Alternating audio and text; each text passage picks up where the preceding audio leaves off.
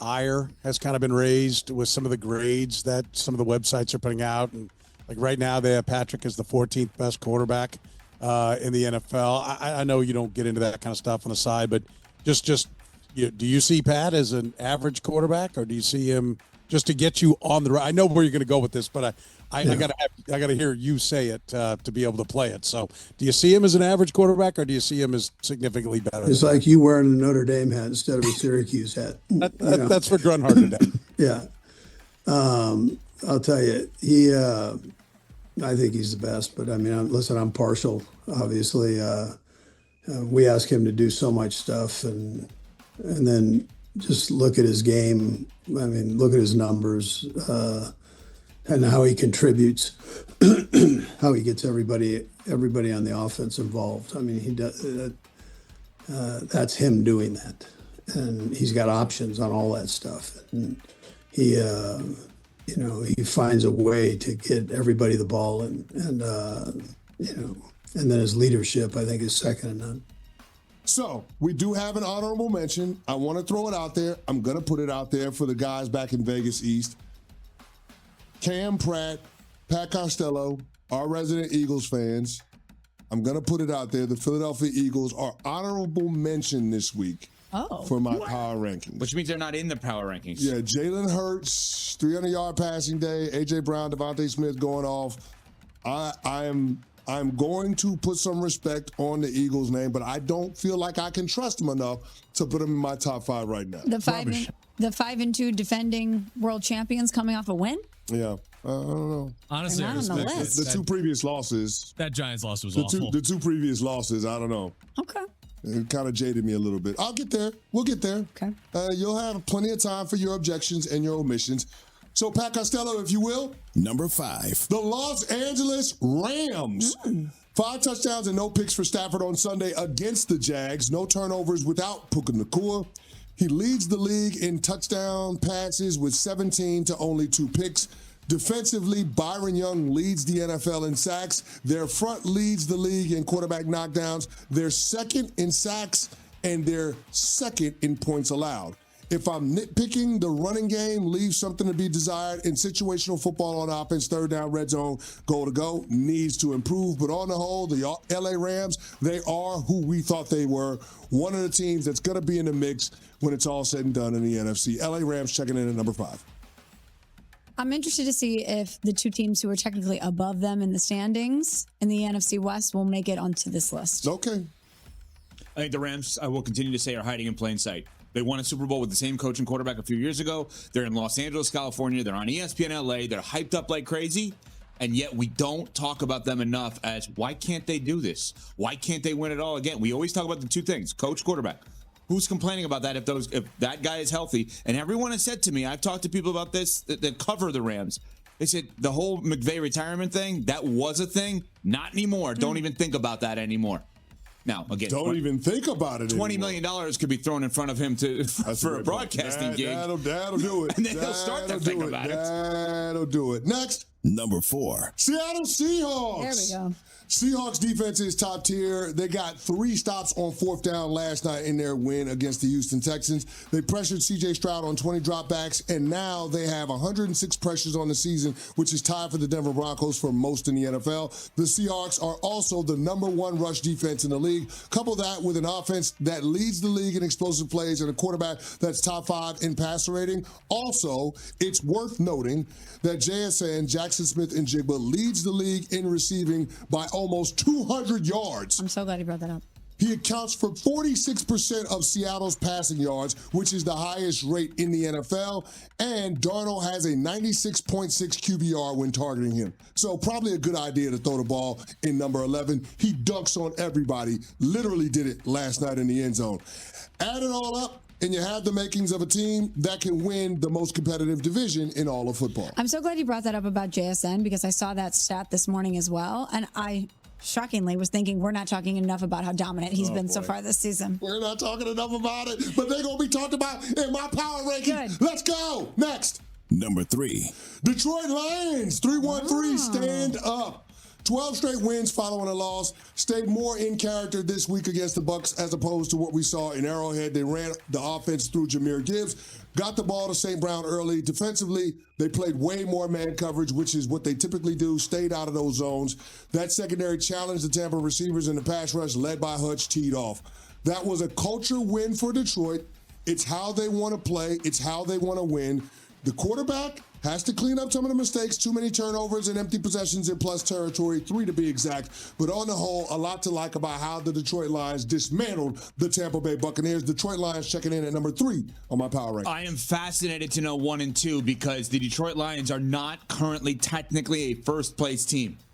The team that is in first place, Michelle's Green Bay Packers, beat the Lions, yet I don't know anyone that thinks the Lions aren't better than the Packers right now. This is weird. So let's see what happens with 2 and 1 here. Well, these are power rankings, not standings. Next. Number 2. The Kansas City Chiefs. Smalls. There they are. They're back. They're a third-place team by the standings thing. They're back. They may have never left. They dominated the Las Vegas Raiders 31-0 in a game where the defense allowed 3 first downs and held Vegas to 30 total plays. Offensively, Rashee Rice's return somehow feels understated based on how transformative his presence was on the field. Double-digit targets, multiple touchdowns, but more importantly, it was the overall flow of the passing game being better. Kansas City had 30 first downs, 16 of which came through the air. And then, oh, by the way, Mahomes accounted for over 300 total yards and logged back-to-back games with 3 passing touchdowns and no picks for the first time since 2020. Kansas City Chiefs checking in second on my power rankings. So annoying. I know where you're going to go for number 1, and you had to, but I'm curious if there was the thought of putting the Chiefs 1. No. Okay. No thought about it at all. You ready, Evan Cohen? Yeah, I'm very You look flabbergasted by who's left off of this list. There's a lot of teams left you look off. distraught. Okay, well, it's going to lead to some healthy conversation here. But there can only be one number 1. Number in my 1. power ranking. The Indianapolis Colts. Let's go. Teddy Bruschi, do you believe in the Colts now? Teddy Bruschi, do you believe in the Colts now? The best offense in the NFL on Sunday against the Chargers. They scored on 6 of their first 7 possessions and only settled for a field goal once. Indy scores on 63.5% of their drives, which is the best mark in the NFL by far. Jonathan Taylor leads the league in rushing, and the defense is top 5 in pressures and takeaways. They're physical, they're smart, they're connected. The sum is greater than the individual parts. It is a quintessential team. They could stand to add a little more pass rush at the deadline, but overall, this is a group that is more than capable of beating anyone in the playoffs, especially if said playoff game is at the drum. The Indianapolis Colts, top dogs in my Week 8 power rankings. So there is the list, the Candy power rankings for Week 8 of the National Football League. The Indianapolis Colts, number 1. Kansas City Chiefs, number 2. Detroit Lions, number 3. Seattle Seahawks, number 4. Los Angeles Rams, number 5. Smalls, you are my accountability partner. Any objections, any omissions? There's a lot of teams left off this list, CC, that you can make an argument for, but what about the 5-2 San Francisco 49ers? You believe in the 49ers? They're winning games. They're finding ways to win. But you didn't answer my question. Do you believe in the San Francisco 49ers? I do not. Okay, all right. Okay. So why did you But they have a great argument to be on the list. What about the Bucks? They lost. I mean, last night they lost. The Bucks are pretty damn good. Last night they lost, and on top of that, they have to deal with a significant injury. This The is a Eagles, wild the one. Packers were left off the list. Yeah. I thought maybe you'd sneak the Patriots in there. They got consideration. I was going to say, I understand why you would go with the Rams, but I'm cautiously optimistic about Drake May and Mike Vrabel, what they building up there in Foxborough, but they didn't make the cut this week. sitting there atop the division, I know, over but the the 5 Bills. touchdown passes from Matt Stafford were undeniable. Okay. Like without Puka Nacua, being able to go to work with Devontae Adams, all those tight ends, Matt Stafford completed passes to 10 different receivers on Sunday. Yeah. It is insane. And listen, if his back holds up, the Los Angeles Chargers are going on a deep playoff Rams. run. I mean, Los Angeles Rams, not the Chargers. Chargers might not even make the playoffs. 888 say ESPN. 888 Los Angeles Rams are 729 going to go on a deep playoff run. And Stafford's back 3776. can hold up. Let's do this. Put one on, one off of CC's power rankings, right? One on, one off. You're not going to redo the whole thing. He has Indy 1, Kansas City 2, Lions 3, Seahawks 4, Rams 5. My one on, one off, I'd put the Eagles on, and I'd put the Seahawks off. I know how well the Seahawks are playing, but that's mine. That's my one on, one off. So you make it sound like you hate my list. I don't love it this week. I don't love it. He doesn't love I'm not it. in love with it. Don't love it. I've loved other ones better. Wow. The Eagles are back on track. The Bucs They're lost not back one on game. track. They can't run the ball. They don't need to if they're going to throw like that. So they don't. The Philadelphia. This is an in the moment. You're saying that the Philadelphia Eagles can get back to the Super Bowl if they can't run the ball. That's not what I said. This is an in the moment power ranking. Am I speaking English? I'm hearing you. No. Do you understand what I'm saying? I understand the words coming out of your mouth. I got you understand the words coming. You're saying that it doesn't matter that they can't That's run the not ball. what I'm You saying. just said that. Hold This on. is an in the Let me moment power decipher. ranking. Let me decipher here. You're saying because they won the game and the passing attack got going, Jalen Hurts looked really good, that we should acknowledge as the defending Super Bowl champs that are still atop the division that they deserve to be on the power rankings. That's right. Beating a backup quarterback in Minnesota is more noteworthy than the back-to-back losses that they had to the Broncos and the Giants. Yep. For me. By the way, you don't have the Broncos on there. You don't have the Eagles on there. You don't have the Bucs on there. You don't have the Bills on there, who I know are not a first-place team, but blind faith in them coming off of a So bye. does that make it worse or better that the Eagles lost to two teams that are not on my power ranking? Well, I think you can make the argument the Broncos deserve to be in there. One on, one off of CC's power rankings. Indy 1, KC 2, Detroit 3, Seahawks 4, Rams 5. I'm taking Seattle off, despite how great they were last night, and putting on Philadelphia. Smalls, you're one on. It turned out to be a lopsided affair. Listen, Raiders, Chiefs, you know it, you lived it. It's a terrific rivalry, and I thought that would be a competitive game. Instead, it was vintage Kansas City, and listen, Rashee Rice comes back from the 6-game suspension, and Patrick Mahomes throws him a couple of touchdown passes. We started this week in the NFL where the Chiefs weren't a playoff team. Like if the season ended before week 7, they were not in the playoffs. I think everybody needs to be aware and on notice that the Kansas City Chiefs unequivocally, once again, the team to beat in the AFC. They are who we thought they were. And now it's as if Patrick Mahomes, or Thanos, as I like to refer to him as, has all of his infinity stones at the skill positions. And, we're going to talk about Patrick Mahomes, but I got to give my tip of the cap to Spags. Once again, finding a way to ignite some sort of motivation to go out there and dominate defensively. It hasn't been sexy. The sack numbers haven't been what they need to be. 1 sack today, 1 sack against the Lions, but it is doing the little things, the important things right. And that's stopping the run at the line of scrimmage. That is snuffing out any yards after catch by tackling incredibly well. I look at McDuffie as really the archetype for the third level player that Steve Spagnuolo really enjoys. A heady guy who's not afraid to get in there and make tackles. You can pressure with any number of your guys from the second level. And Spags has done a great job of that with his defense. 7 takeaways in the last 5 games for the Kansas City Chiefs. You win in this league if you can take the football away from the opposing team. They have been doing that at a really great clip. And I look back to the first 2 games, 0 takeaways for the Kansas City Chiefs. And oh yeah, about those first 2 games, losses, okay? The first week was against the Los Angeles Chargers. Now, it's not the same Los Angeles Chargers that you'll see in the Savannah Bananas yellow this past Sunday, but it is the Los Angeles Chargers that had Rashawn Slater at right tackle, that had Joe Alt at left tackle, that had a number of players on the defensive side of the football. They were in that game. They were at full strength, and you were at home if you're a Chargers fan. You got that win. I remember Justin Herbert scooting out the right side and sliding for the victory in week 1. And then you lose to the Philadelphia Eagles at home. And it's something to think about because we're looking at the Eagles and they got to win this past Sunday, but they haven't looked like themselves. That was the full strength Eagles, okay? The offensive line was the offensive line, all that jazz. And then you take a look at the way they've handled business since then.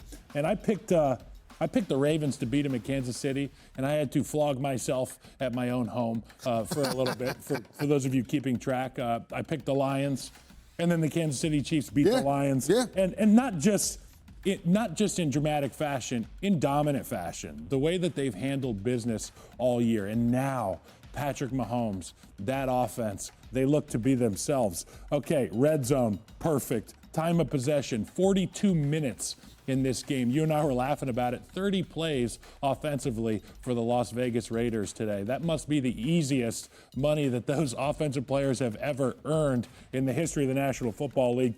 Average gain per play for the offense, 5.6 yards per play. That is fantastic. And you know what? The rushing numbers per carry aren't where they want to be, but Andy Reid, Matt Nagy, Patrick Mahomes, they figured out a way to have those short passes be an extension of the run game. You get the ball out on the perimeter, you force those smaller players to make tackles.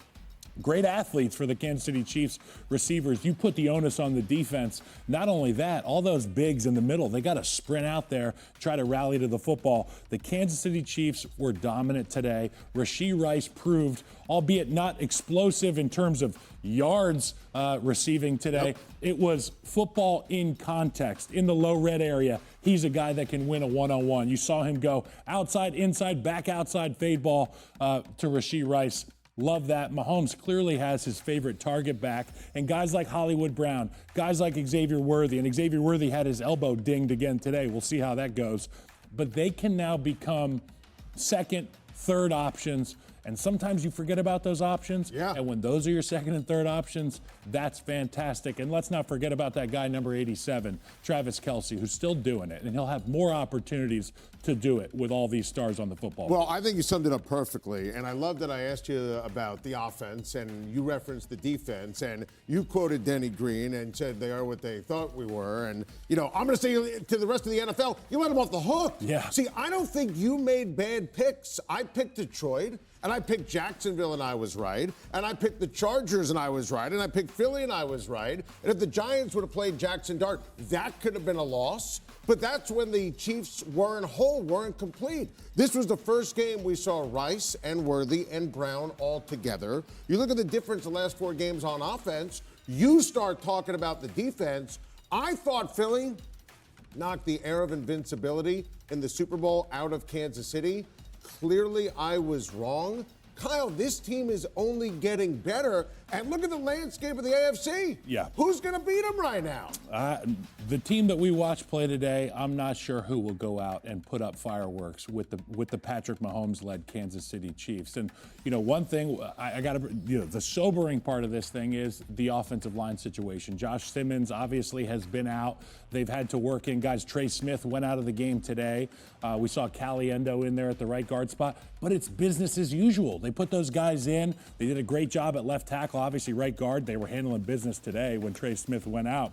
Andy Heck does a fantastic job with that offensive line to be prepared for situations like this. And obviously, the receivers have dealt with it for a long time. We saw the bigs deal with it today, but it was business as usual for Matt Nagy and Andy Reid. I think you nailed it. And I think that when you look at Kansas City and the way they have responded to real adversity, Kyle, they started 0-2. And you look at the numbers the last 4 weeks, 3-1. And again, that was a tough spot, and I picked Jacksonville to win that game, and they lost it. 3-1 in their last 4, 31.5 points per game. Patrick Mahomes, 13 total touchdowns in his last 4. The Buffalo Bills are on a 2-game losing streak. They're scuffling. And, of course, that's going to be Buffalo and Kansas City coming up on CBS in a couple of weeks on November the 2nd. And that game, always gigantic when it's Allen and Mahomes, that right now feels like it's going to be as gigantic as it gets for the playoff picture and the race and 1 seed in home field. And at this stage, and I picked the Bills to ultimately win the Super Bowl before the season started, I can't find football reasons right now to believe in Buffalo against Kansas City. You heard the old adage about the tortoise and the hare, haven't you? Of course. There's a lot of teams that started really hot. And as you and I both know, it is a marathon, not a sprint in the National Football League. Nobody finishes better at marathons than that guy back there, Andy Reid on the back wall, Patrick Mahomes, and the Kansas City Chiefs. So I agree with you. This Kansas City Chiefs team, they are the real deal once again. You had them in the NFL, and you let them off the hook.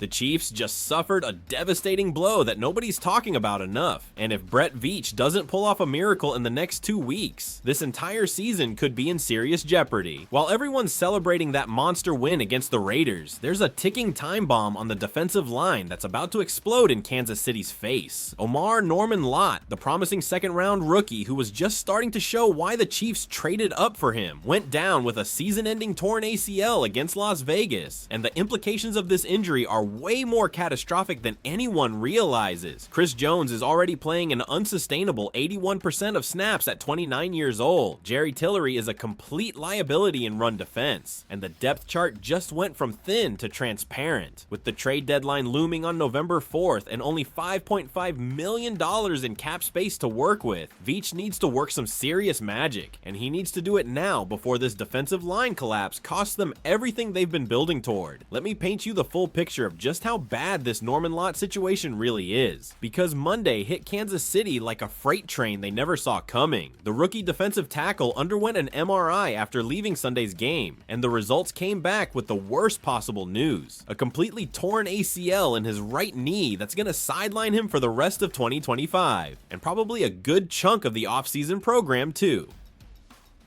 The injury happened in the third quarter when Raiders left tackle Stone Forsythe came crashing down on Norman Lott with all his weight, earning nothing but a measly 15-yard unnecessary roughness penalty that feels like the most inadequate compensation imaginable for ending a kid's rookie season. And here's what makes this whole thing even more frustrating. The Chiefs had big plans for Norman Lott. They were literally about to start ramping up his snap count in the coming weeks, hoping to develop him into a consistent contributor as part of their pass rush rotation alongside Chris Jones and George Karlaftis. Through 5 games, the kid showed flashes with 5 tackles, 1 sack, 2 hurries, and 3 pressures while playing anywhere from 19% to 35% of defensive snaps, mostly on passing downs. But now, all that development, all that potential, all those carefully laid plans just evaporated in one ugly play. But wait, it gets worse. This injury raises some serious red flags about Norman Lott's overall durability that nobody wants to talk about, but everybody's thinking. He already missed week 1 with an ankle injury, sat out week 5 with a shoulder issue, and now he's done for the year with this ACL tear. That's 3 significant injuries in his first 7 weeks as a professional. And while nobody wants to label a 23-year-old kid as injury prone after 1 season, the pattern is starting to look concerning for a guy the Chiefs invested second-round capital in. The real nightmare scenario here is what this does to Kansas City's defensive tackle depth chart, which just went from concerning to absolutely terrifying. You've got Chris Jones, who's brilliant but can't physically sustain playing 81% of snaps like he did against the Lions. That's a recipe for either burnout or injury with a veteran at his age. Then there's Jerry Tillery, who's been nothing short of a disaster with dismal run defense grades and weak pass rush production that makes you wonder why he's even on the roster. And don't even get me started on Derek Nunati, who the Chiefs acquired via trade and hasn't moved the needle even a little bit since arriving. Oh, and just to pile on the misery, Felix Anudike-Uzomah has been on IR since August with a hamstring injury that landed him on season-ending injured reserve. So now Brett Veach is staring at a defensive tackle room that consists of an overworked all-pro, a liability, a non-factor, and a bunch of practice squad guys. That's not a rotation, that's a crisis waiting to happen when they face high-caliber offensive lines in the playoffs. Honestly, I think this injury exposes just how razor-thin the Chiefs' defensive line depth really was all along, and it's kind of terrifying when you consider the level of competition coming up on their schedule. You can't expect Jones to keep playing 80% of snaps week after week without something breaking down, and you definitely can't lean on Tillery and Nadi against elite offensive lines in January. This is the kind of situation that could derail an entire season if Veach doesn't find an answer fast. Shifting gears to what Kansas City can actually do about this mess, the trade deadline is sitting there on November 4th like a lifeline, and Veach better be working the phones harder than he's ever worked them in his entire career.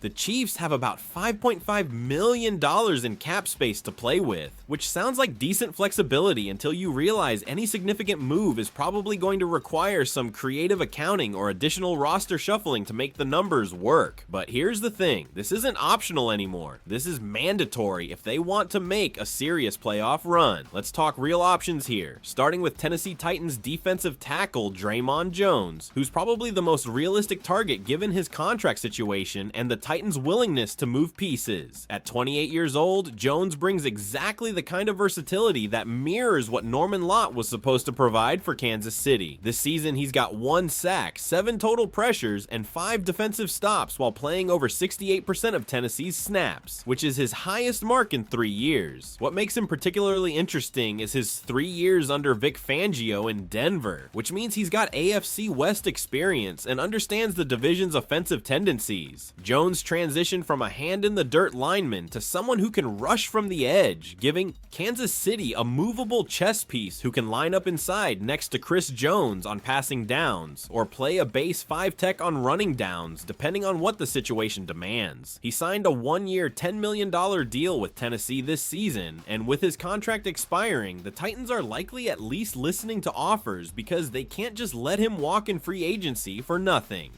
That could drive the trade cost down to something manageable, maybe a day 3 pick that won't completely gut the Chiefs' draft capital. Unlike Tillery's shaky run defense that's been getting exposed week after week, Jones would bring a steadier presence and actually help shore up that middle where teams have been gashing Kansas City on the ground. His familiarity with the division and his affordable trade costs make him the smart, realistic target that checks all the boxes without breaking the bank or mortgaging the future. Moving to another budget-friendly option, Cleveland Browns veteran Shelby Harris is a name that's quietly popping up on the radar as someone who could provide short-term help. At 34 years old, he's in the final year of a 2-year, $9 million deal he signed in 2024, and reports out of Cleveland indicate the Browns are open to trade offers this season as they look toward a rebuild. Harris has logged 11 combined tackles, 3 tackles for loss, 2 quarterback hits, and a pass deflection in 7 games while playing 42% of snaps. Now look, he's not going to blow anyone away with sack numbers, but his 70.5 run defense grade and 73.1 tackling grade are both up from last season, which suggests maybe he's aging like fine wine here in the later stages of his career.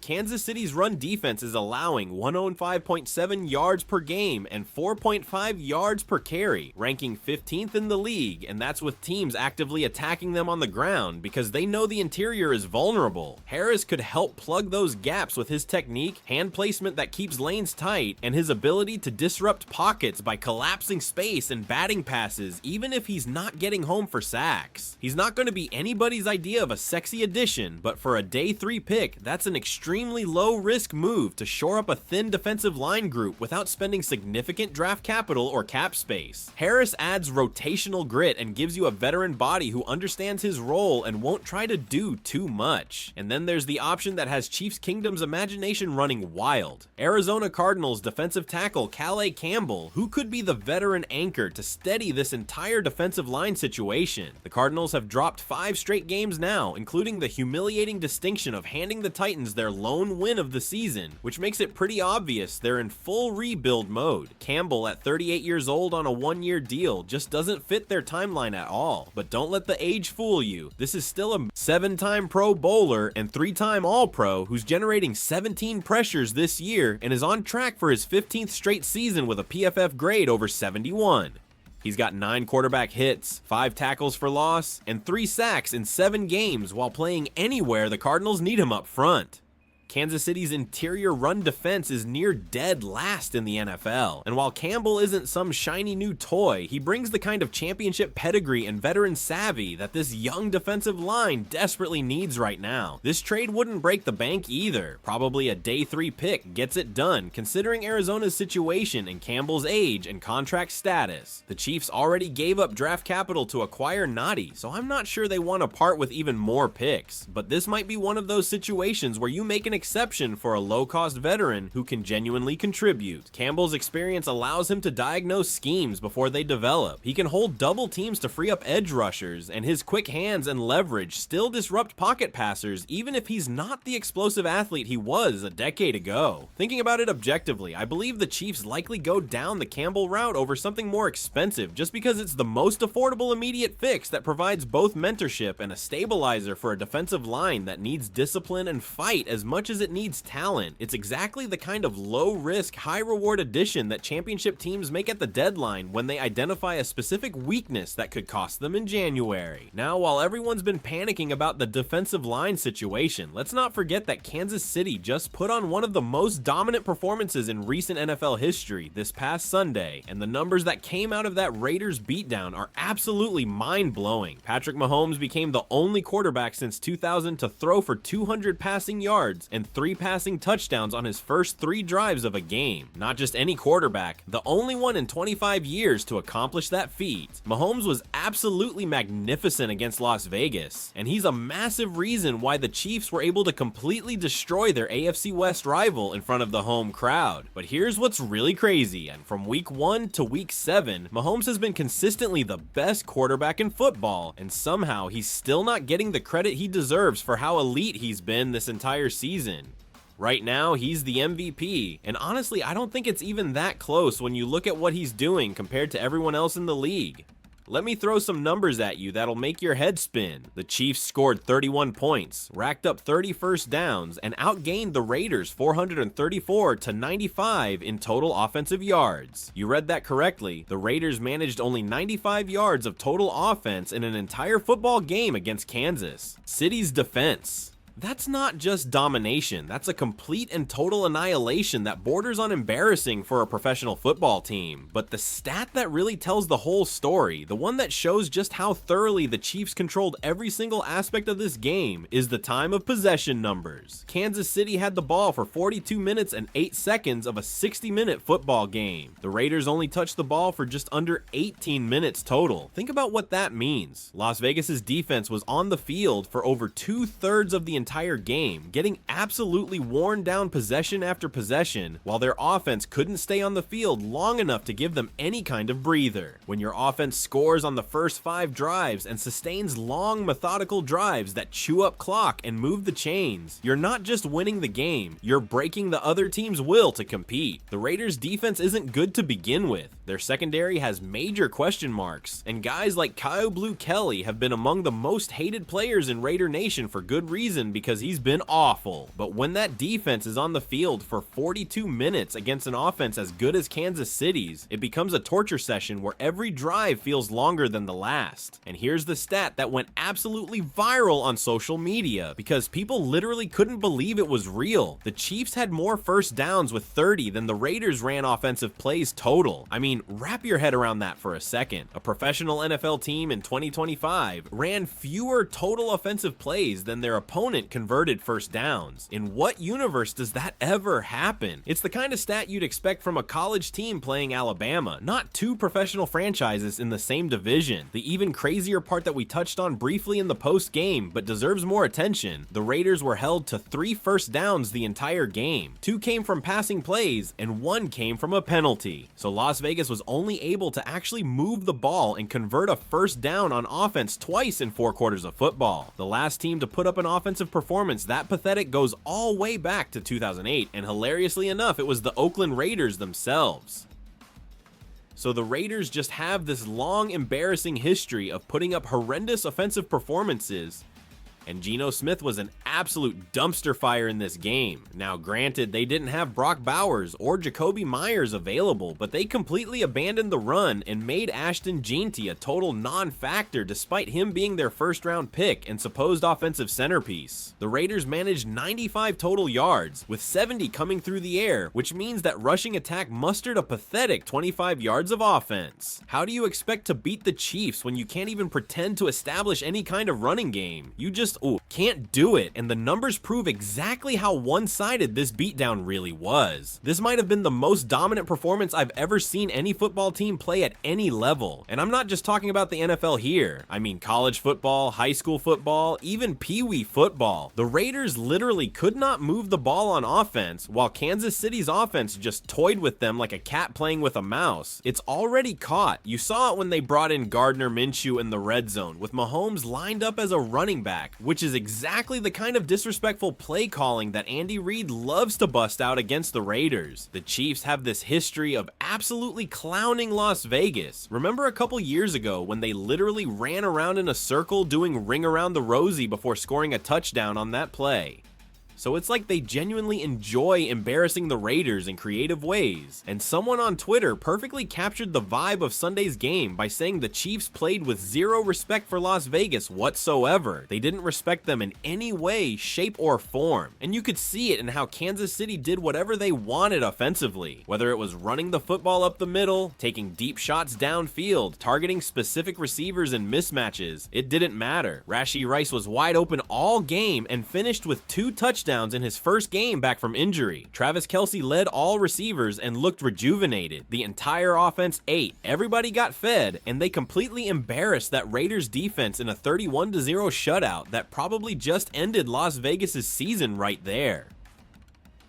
The Raiders are now 2-5, and watching Pete Carroll on the sideline when they were down 31-0 was genuinely sad. He had his hands on his knees, looking like a completely broken man. The Chiefs broke Pete Carroll, they broke the Raiders organization, and even though we're supposed to hate the Raiders because they're in our division, this honestly hasn't been a real rivalry for the better part of the last 15 or 20 years. Las Vegas has been the second worst franchise in football since like 2002. They're a complete joke and laughing stock. So watching the Chiefs go out there and just put absolute belt to ass against a team that doesn't deserve to share the field with them was deeply satisfying as a fan. My honest take on this whole performance is that the Chiefs just sent a massive warning shot to the rest of the NFL with how they've played over the last month, and anyone who's been paying attention should be terrified of what's coming. Beating the Lions by multiple scores, destroying the Ravens in Baltimore, putting up 28 against Jacksonville even in a loss, and now this complete annihilation of the Raiders. This offense is getting better every single week, and that's the scariest part of all this. This brings us to what might be the most important development of the entire season. For the first time in 2 years, the Chiefs have their full offensive personnel healthy and on the field at the same time, and the results are starting to show exactly what this unit is capable of when everyone's available. Kansas City has been a defensive-oriented football team for the last 2 or 3 years, winning a Super Bowl back in 2023 where the offense was average at best, and they leaned heavily on that championship defense to carry them through tough games. But now you're starting to see this offense come around in a major way, and the plan they had all along is finally coming together. Rashee Rice returning, Xavier Worthy continuing to develop, Hollywood Brown playing in his first game alongside both of them. This was the first time all 3 of those guys were on the field together at the same time, and the offense is taking shape and flourishing right before our eyes. They're only going to get better from here too, because Rashee Rice is still getting back into football shape and reacclimating to game speed after missing time with that injury. Once he's fully back to form, he's going to be an absolute terrorizer to NFL defenses, and I genuinely don't know how opposing